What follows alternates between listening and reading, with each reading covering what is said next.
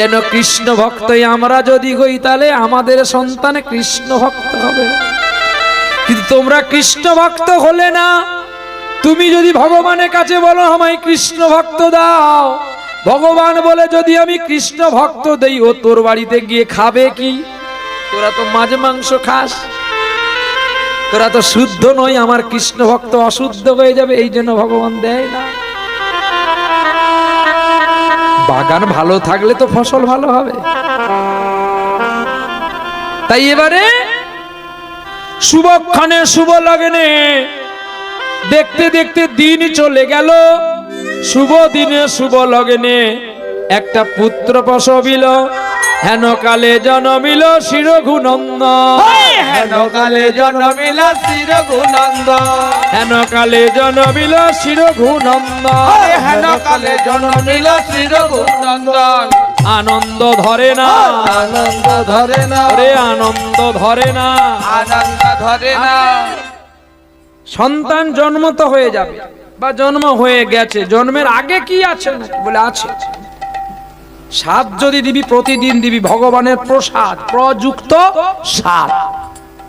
গোবিন্দকে যারা না দিয়ে খায় তারা চোর হয়, আর সেই চোর কোনোদিন বিপদে পড়লে ভগবান তাদের কৃপা করেন না। তার প্রমাণ কি জানেন? যখন মুকুন্দ কবিরাজ এত ঔষধ দিল, একদিন তার গর্ভে সন্তান আসেনি বলে তিনি মনে মনে অহংকার করেছিল, আমি এতজনে ঔষধ দিই, আমার মতো বড় কবিরাজ কেউ আছে?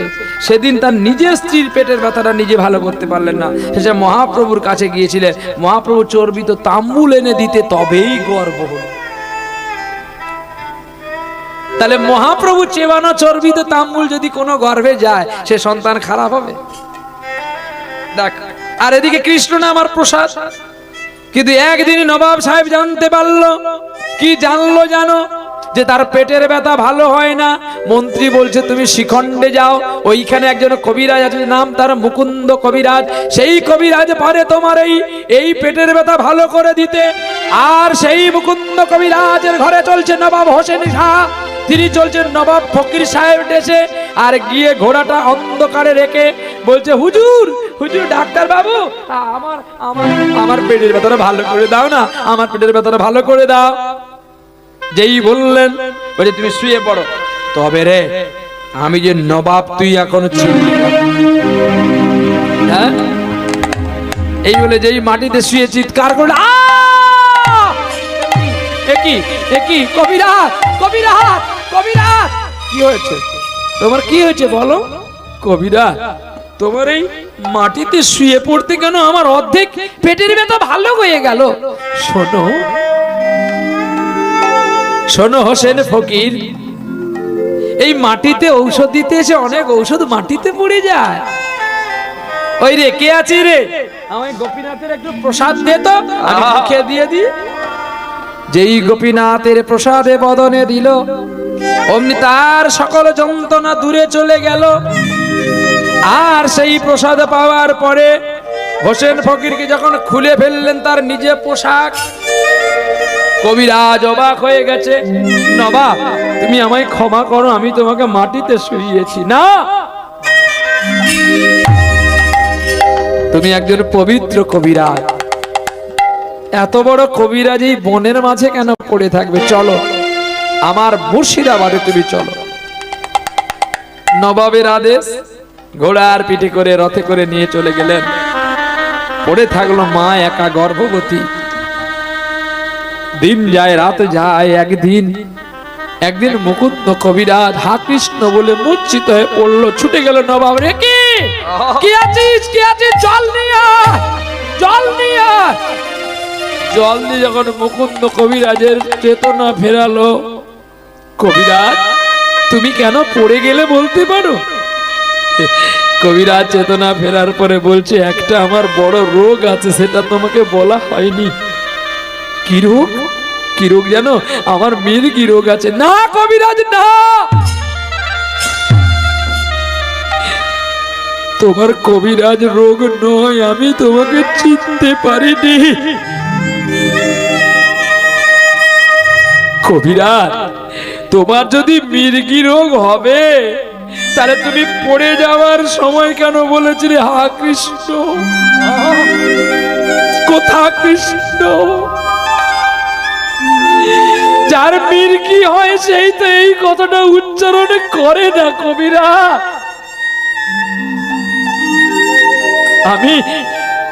আমি তোমাকে চিনতে পারিনি কবিরাজ, আমি তোমাকে চিনতে পারিনি। আমি অর্থের অহংকারের নবাব বলে তোমার মতো কৃষ্ণ ভক্তকে আমার গোলাম করে রেখেছি। আমায় ক্ষমা করো। মন্ত্রী, রথ বের করো গো, কৃষ্ণ ভক্তকে তার জায়গায় আমি পৌঁছে দিয়ে আসি। আমি মুসলমান, কৃষ্ণ ভক্তকে যদি আমার ডেরায় রাখি এর সাধন ভজনে নষ্ট হয়ে যাবে গো। রথে করে নিয়ে চলছে কবিরাজকে নবাব হোসেন শাহ। নিয়ে এসে বর্ধমান শিখণ্ডে রেখে দিয়ে দাসখত পত্রে লিখে দিয়ে গেল, তুমি আমার প্রাণ বাঁচালে কবিরাজ, আজ হইতে এই গ্রামের খাজনা আনতে কেউ আসবে না। কবিরাজ আমার একটি বাসনা, যদি কোনদিন আমার শরীর খারাপ তুমি শুনতে পাও,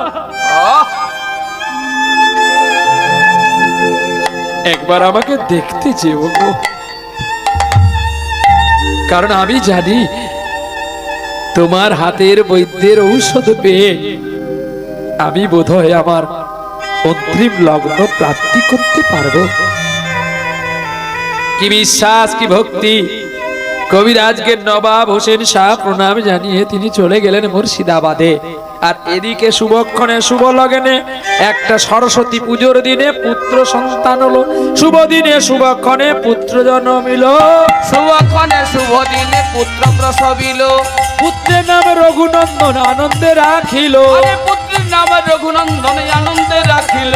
আনন্দ ধরে না, আনন্দ ধরে না, আনন্দ ধরে না, আনন্দ ধরে না। পুত্র হয়েছে বলে আনন্দ ধরে না, পুত্র হয়েছে বলে আনন্দ ধরে না। ওরে শঙ্খ বাজে উলু বাজে বাজে করো তালি, শঙ্খ বাজে উলু বাজে বাজে করতালি। ওরে আইরে তোরা দেখে যা রে মুকুন্দর রানী, আরে তোরা দেখে যাই রে মুকুন্দের বাড়ি। দেখে যা দেখে যা দেখে যা দেখে যা। ওরে দেখে যা দেখে যা, আরে দেখে যা দেখে ওরে যা। মুকুন্দর ছেলে হলো দেখে যা দেখে যা। আরে মুকুন্দের ছেলে হলো দেখে যা দেখে যা। উলু দে শঙ্খ বাজা, নারীটা বাঁধ, নারীটা ছেদন কর। সেদিন এদিকে সরস্বতী মায়ের পুজো চলছে, বলো সরস্বতী মাই কি ঢাক বাজছে, সরস্বতী মাই কি, সরস্বতী মাই কি, সরস্বতী মাই কি। হেন কালে জন্মিল শ্রী রঘুনন্দন, হেন কালে জন্মিল শ্রী রঘুনন্দন। আবার হেন কালে জন্মিল শ্রী রঘুনন্দন, আর হেন কালে জন্মিল শ্রী রঘুনন্দন। বিদ্যা দে মা, বিদ্যা দে মা। পুত্র নিয়ে চললেন মা বিনা পানির কাছে, আর মাটিতে রেখে বলছে বিদ্যা দে মা, বিদ্যা দে মা।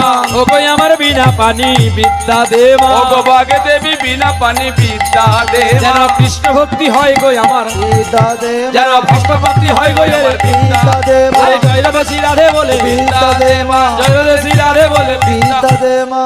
বিদ্যা দে মা বিদ্যা দে মা। বিদ্যা দে মা।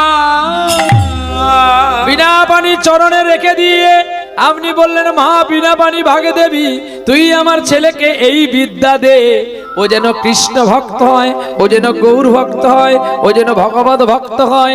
আমি ধন জন কিছুই চাই না, ন ধন ন জন ন সুন্দরী কবিতা জগদীশ কাময়ে মম জনমনি জনমাশ্বরী ভবতীরা ভক্তি রহিত কি।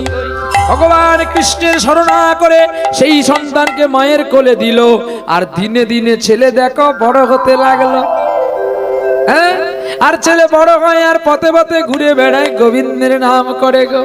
তোমার ভুবনে ফুলের মেলায় আমি কাঁদি সাগা, আমি কাঁদি সাহারা।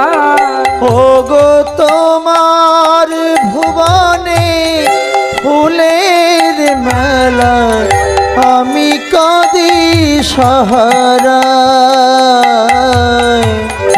আমি কাঁদি সাহারা। ফুলের মতো ওগো কমলিকা, ফুলের মতো গো কমলিকা, ফুলের মতো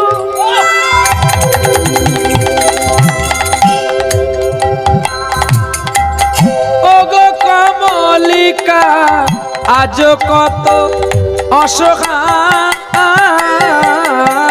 তোমার ভুবনে ফুলের মেলা আমি কাঁদি সাহারা,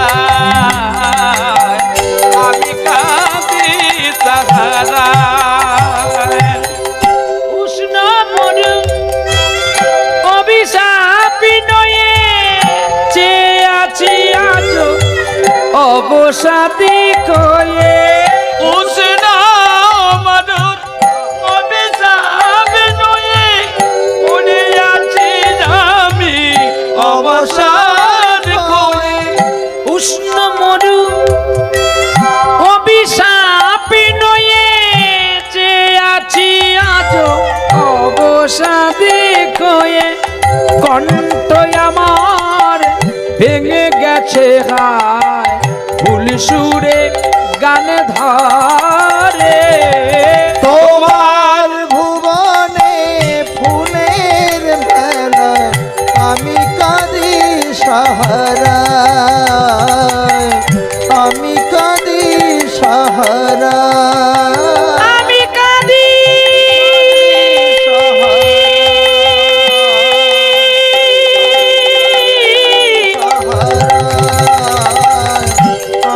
আমি কাঁদি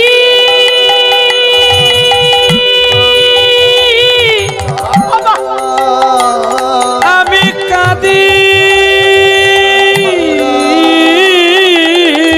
আমি কাঁদি সাহারা, আমি কাঁদি কাঁদি সাহারা, আমি কাঁদি সাহারা, আমি কাঁদি সাহারা, আমি কাঁদি সাহারা, আমি কাঁদি সাহারা, আমি কাঁদি সাহা, আমি কাঁদি সাহা, আমি কাঁদি সাহারা।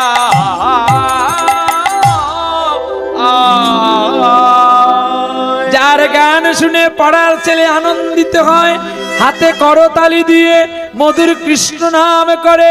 ছোট ছোট বাচ্চাদের নিয়ে বলে, তোরাও হরি বল বল, কৃষ্ণ নাম বল। মুকুন্দ কবিরাজের ছেলে নামে রঘুনন্দন, আর রঘুনন্দনের তালে তালে সকলে হরি নাম বলে। হরে কৃষ্ণ হরে কৃষ্ণ, কৃষ্ণ কৃষ্ণ হরে হরে, হরে রাম হরে রাম, রাম রাম হরে হরে। হরে কৃষ্ণ কৃষ্ণ কৃষ্ণ কৃষ্ণ হরে হরে, হরি বল। হরে রাম রাম রাম হরে হরে। কত দূরে আছো তুমি, একবার দেখা দাও চিন্তামণি। তোমার প্রেমে আমি বাধা, আমি তোমার প্রভু তুমি রাধা। তোমার প্রেমে মন মোজাই, আজও কাঁদি আশা পাই। হরে কৃষ্ণ কৃষ্ণ কৃষ্ণ কৃষ্ণ হরে হরে, হরে রাম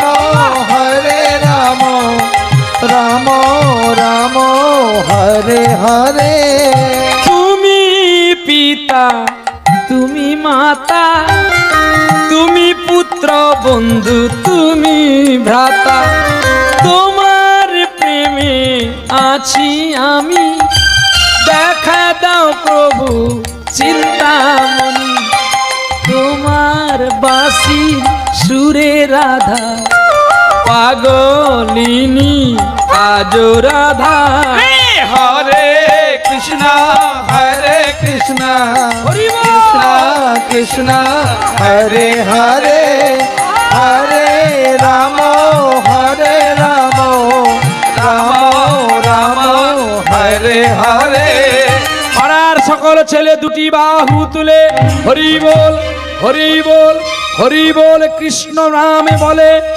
আর দেখতে দেখতে একদিন মুকুন্দ কবিরাজ নিজেই গোপীনাথের পুজো করছে। নম বিষ্ণু নম বিষ্ণু নম বিষ্ণু নম বিষ্ণু নম বিষ্ণু তদ বিষ্ণু পরমপদ সদা পশ্যন্তু শুভ্র দিবিতে চক্ষু। ডাক্তার বাবু ডাক্তার বাবু এই কে রে কে রে কে রে ডাক্তার বাবু আমার বাবার বড় শরীর খারাপ তুমি একটু চলো না। তোর বাবার শরীর খারাপ কি হয়েছে দেখতে পাচ্ছি না আমি পূজার আসনে বসেছি এখান থেকে যা। ডাক্তার বাবু আপনি একটু পরে এসে তবু গোপীনাথের আরাধনা করতে পারবেন কিন্তু আমার বাবা যদি চলে যায় আমি কি আর বাবাকে পাবো? তুই তো বলে দিলি কিন্তু এই মুহূর্তে আমি গোপীনাথের পুজো ছেড়ে কি করে যাব কাকে দিয়ে যাব? গোপীনাথের পুজোর দায়িত্ব দেবে বলে মনে চিন্তা করলো। এই রঘু রঘু এই রঘু রঘু বাবা এদিকে আয় উড়ে আয় উড়ে আয় বলছি। আরে রঘু রে তুই দেখতে পাচ্ছিস একজন অসহায় পুত্র তার বাবার জন্যই আমার কাছে এসেছে। আমি যদি এই মুহূর্তে না যাই তাহলে ওর বাবা তো বাঁচবে না। তাই বলি ওরে আমার রঘুরে আমি যতক্ষণ নাই আসছি তুই আমার গোপীনাথের পুজো কর। না কি হলো তোর? না আমি গোপীনাথের পুজো করতে পারবো না। কেন কেন পারবি না? বাবা আমি কেন পারবো না জানো? তুমি গোপীনাথকে কত মন্ত্র বলো তবে সে খায়। আমি তো মন্ত্র জানি না, আমি কেমন করে তাকে খাওয়াবো? ঠিক বলেছিস তুই, বল দেখি মন্ত্র, বারবার বল মন্ত্র মন্ত্র মন্ত্র মন্ত্র মন্ত্র মন্ত্র মন্ত্র। মন্ত্র পেয়েছি, কোথায় আছে মন্ত্র? মন্ত্র শুধু সবাই বলিস রে, মন্ত্র কি তুই তাকে দিতে পেরেছিস? শুধু জল শুদ্ধি মন্ত্র, দেহ শুদ্ধি মন্ত্র করে নিলি বটে, তোর মনকে শুদ্ধ করতে পেরেছিস? পুজোর আসনে বসে ভাবছি 6টা সরস্বতী পুজো আছে, এটা তাড়াতাড়ি না সরলে আর বোধহয় 5টা করতে পারবো না। তোর মন কিন্তু পুজোই নাই রে, তোর মন আছে আরো 5টায়।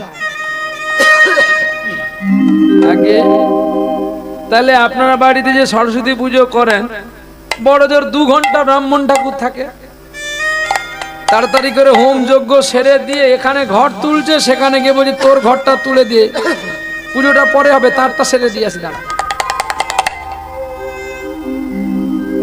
আগে এত পুজো করে না খেয়ে সেই চাল ডাল যখন বামনির কাছে নিয়ে গেল, বামনি বলে এরকম পুজো করাতে তুমি নিজে মরো না। আগে 5টা পুজো করলো বেশি পাওয়ার জন্য, সেই এতটুকু গামছা আর এই কটা চাল। আগে ভুল বলছি, না খেয়ে খেয়ে বামন একদম শেষ। পুটুল গোস্বামী। কি দরকার আমার 10খানা পুজো করা? আর আপনারাই ব্রাহ্মণকে খারাপ করছেন। আপনারা 5টা পুজোর পয়সা একবারই দেবেন তো দেখি কেমন ব্রাহ্মণ ছেড়ে যায় 10টা পুজো করতে। আজ্ঞা, ছোট গামছা দেওয়া বাদ দিয়ে বেলডাঙ্গার গামছা দিবেন 5খানা। ব্রাহ্মণ বলবে আমি ভক্তি করে পুজো করব। ব্রাহ্মণ বলবে একটু ঘি দিয়ে হোম হবে, আপনি 4 কিলো ঘি রেখে দিবেন তো। বামল বেটা কই কোথায় যায় দেখবো, ওর যজ্ঞের সময় যাবে। আজ্ঞা, ওকে চিড়া প্রসাদ না খাওয়াইয়া ছাড়বো না। বস্তা দিয়ে দিবেন, যতগুলো পারবো চাল নিবি নিয়ে নে। এত কটা করে বের করে দেন কেন? পুজো দেখলে মানিক তোলা যাবেন। আমার বাড়িতে পুজো হয়, আমি গর্ব করে বলি না। আমি কোনোদিন বলিনি ব্রাহ্মণ ঠাকুরকে এখানে চাল এই কটা আছে লে, আর ওখানে ফল আছে নে। আমি আমার গোডাউন দেখিয়ে দিই, তুই তো নিয়ে নে, যেটা শান্তি হবে নে। কিন্তু আমার বাড়ি ছেড়ে যদি অন্য কারো বাড়িতে যাবি তোকেই বলি করবো। তুই ছাগল বলি দিস কালী পূজা, আগে তোকে বলি করি। যায় না, যাবে কেন? তার কারণ তো এইখানে রেখেছি আমি, যে আমি 10টা বাড়ির পুজো যদি তোমাকে দিয়ে দিই, তুমি 10টা বাড়ির পুজো কাকে দিয়ে করবে তুমি তোমার বুঝে নাও। আর নাহলে তুমি আমার যজমান ঘর ছেড়ে দাও। তোমার মতো পুরোহিত আমার দরকার নেই, আর আমার মতো যজমানও তোমার প্রয়োজন নাই। সত্য কথা বলবেন, একদিন বলবেন, পেট ভর্তি করে খাবেন, সারা জীবন খাবেন, লক্ষ্মী যদি যায় যা। আর সত্যি কথা বলবেন, গুরু যদি অভিশাপ দেয় দিক। মিথ্যার আশ্রয় হবে না, মিথ্যার শাল গায়ে দিবেন না, মিথ্যে মানুষের ভয় সদা থাকবে। যে চিটিংবাজি করে, যে বদমাশি করে, সে পথে চললে কিন্তু তার ভয় লাগে। রাধে রাধে। কেন বলুন তো?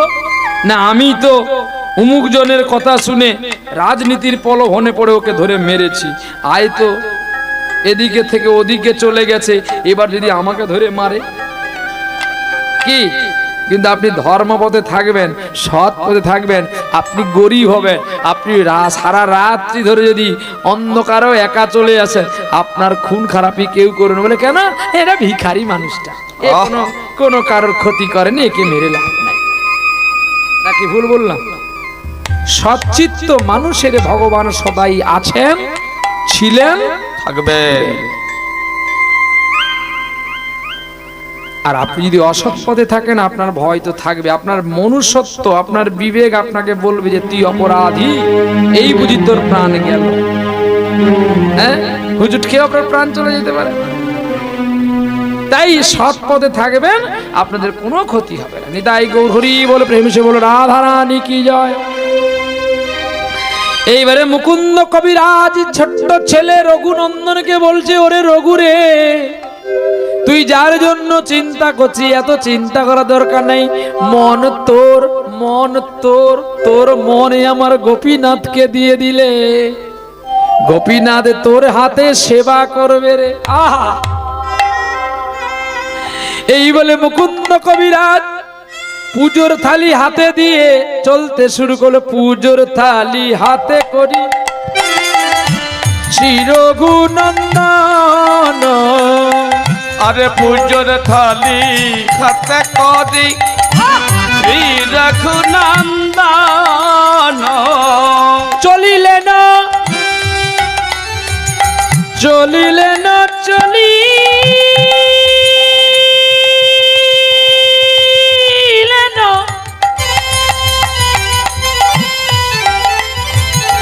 চলিলেন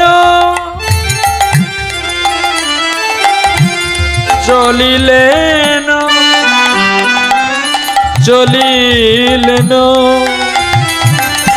পুজোর থালি মাথায় করি শ্রী রঘুনন্দন। আমার মায়ের কাছে গিয়া কয়ে মধুর বচন, আরে মায়ের কাছে গিয়ে বলে মধুর বচন,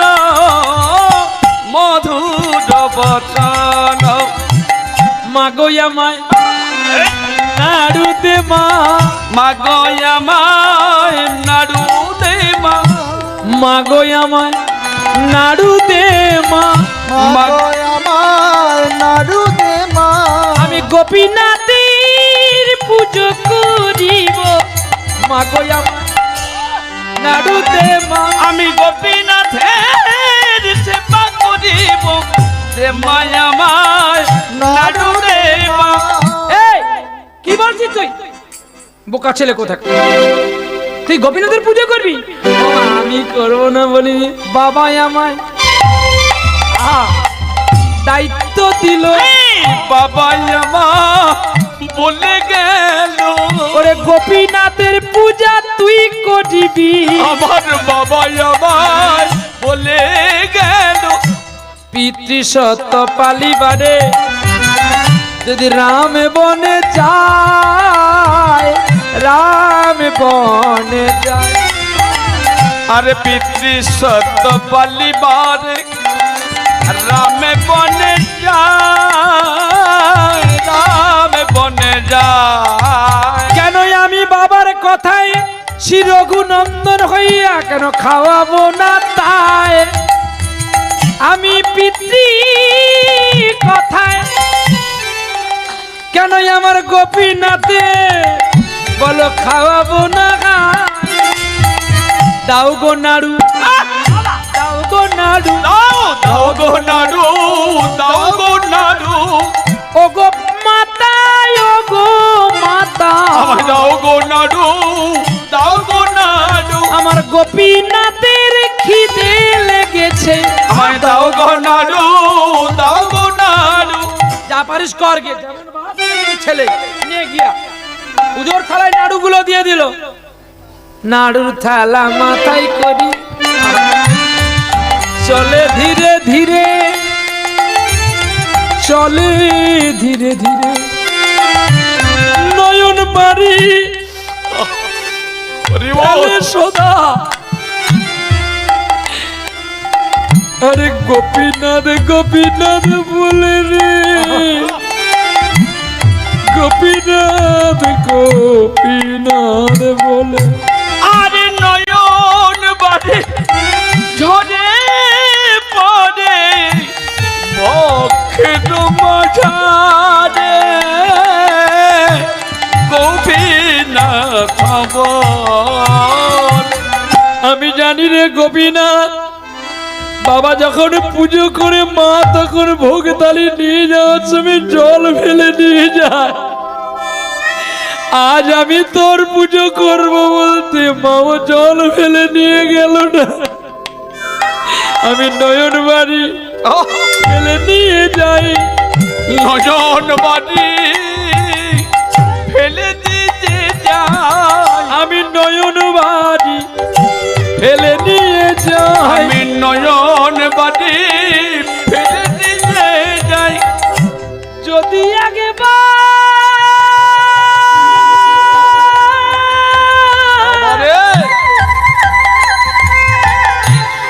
যদি একবার তোর কি পাপাই,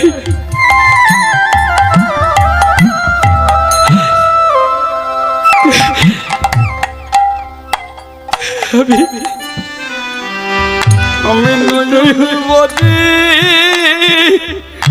ফেলা যাই গো, রে গোপীনাথ, আরে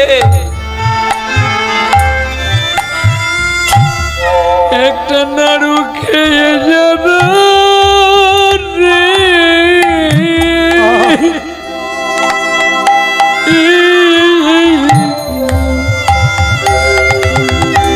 ওরে আয় গোপীনাথ,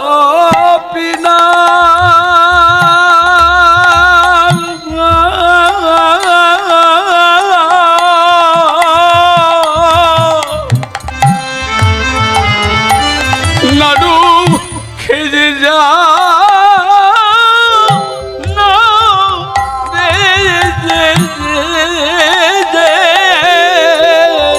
আমি কত জনমের পরে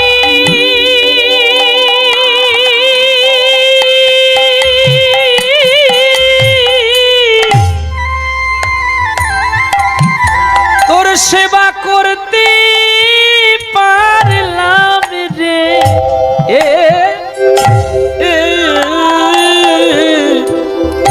ওরে আয়ে গোপিনা